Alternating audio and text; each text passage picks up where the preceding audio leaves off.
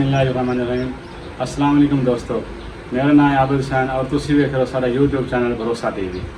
दोस्तों तुहानू पता है कि असीं तुहाडे वास्ते मुख्तलिफ तरह की वीडियो लैके आउने हैं और इस दफ़ा असीं तुहाडे वास्ते नवे परिंदे लैके आए हैं, उड़ाई वाले कबूतर।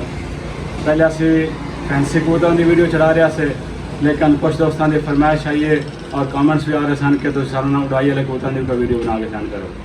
तो उन्होंने दोस्तों की फरमाइश से असी स्पैशल एक भाई सारा दोस्त है, बहुत ही प्यारा दोस्त भाई अल्ताफ हुसैन, उसके को असी उड़ाई वाले कबूतर मंगाए ने और असी इंशाल्लाह उसकी वीडियो बना के चढ़ा रहे हैं।